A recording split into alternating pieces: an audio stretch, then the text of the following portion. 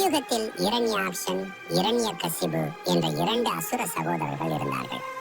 இரண்யாக்ஷனை வராக அவதாரத்தில் விஷ்ணு வதம் செய்த பின்னர் இரண்யகசிபு விஷ்ணுவை பழிவாங்கும் நோக்கத்தில் தன்னை வலிமையாக்கிக் கொள்ள பிரம்மதேவனை நினைத்து கடும் தவம் இருந்தான். பிரம்மதேவரும் அவனது முன்பு தோன்றி உனக்கு என்ன வரம் வேண்டும் என்று கேட்க அவன் தனக்கு சாகாத வரம் அளிக்குமாறு கேட்டான். ஆனால் பிரம்மதேவர் மறுத்தார்.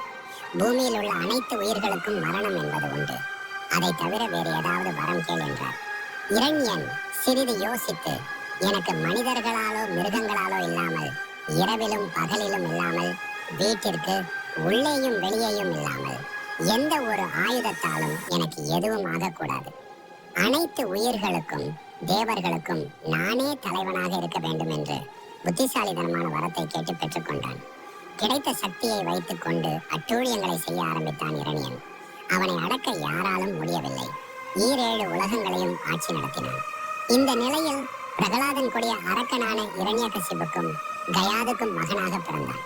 இரண்யகசிபு தான் பெற்ற சாகா வரத்தால் 7 உலகத்திலும் ஆட்சி புரிந்து தான் கடவுள் என்று அனைவரும் தன்னைத்தான் வணங்க வேண்டும் என்றும் கட்டாயப்படுத்தி வந்தான். அவனது மனைவி கர்ப்பம் தரித்தாள்.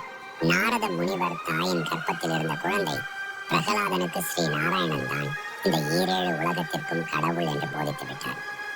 பிரகலாதன் பிறந்து அவன் கல்வி பயிலும் காலம் வந்ததும் அவனுக்கு அசுரர்களின் குருவான சுக்கராச்சாரியார் இரணியன் தான் கடவுள் என்று போதிக்க பிரகலாதன் ஹரிஸ்ரீமன் நாராயணன் தான் தன் கடவுள் என்று சாதித்தான். இந்த செய்தி அறிந்த இரணியன் பிரகலாதனை மாற்ற பலவிதங்களிலும் முயற்சி செய்தான். அவனது முயற்சிகள் எல்லாம் தோல்வியில் முடிந்தன. ஆத்திரமடைந்த இரணியன் தன் மகன் என்றும் பாராமல் பல முறை கொல்ல முயற்சி செய்தான். ஆனால் ஒவ்வொரு முறையும் தோல்வியை அடைந்தான். பிரகலாதனை கொள்ளையடித்த முயற்சிகளில் எல்லாம் தோற்று போன இரணியன் தானே நேராக பிரகலாதனை கொல்லப்போன போதும் பிரகலாதன் பயமின்றி தான் வணங்கும் கடவுள் தன்னை காப்பார் என்றான். அது கேட்டு ஆத்திரத்தில் அறிவிழந்தவனாக விஷ்ணுவை தானே கொல்லப்போவதாக கூறி உன் கடவுளை காட்டு என பிரகலாதனிடம் கேட்டான். பிரகலாதனோ தன் கடவுள் ஹரிஸ்ரீமன் நாராயணர் எங்கும் இருப்பார், எதிலும் இருப்பார், ஏன் தூணிலும் இருப்பார், எந்த துரும்பிலும் இருப்பார் என்று கூறினான். இரணியன் ஒரு தூணை காட்டி இந்த தூணில் உள்ளாரா என்று கேட்க பிரகலாதனோ இதை உடைத்து சோதித்து பாருங்கள் தந்தையே என்று கூறினான்.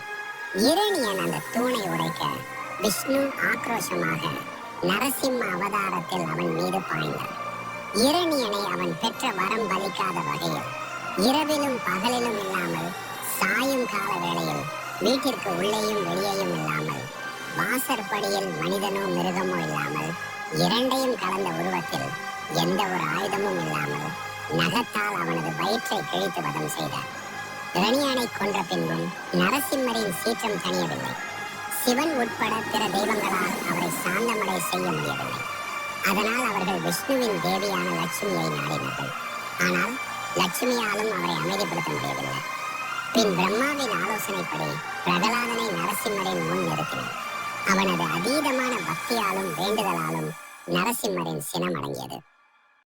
More videos subscribe பண்ணுங்க, share பண்ணுங்க, like பண்ணுங்க, comment பண்ணுங்க.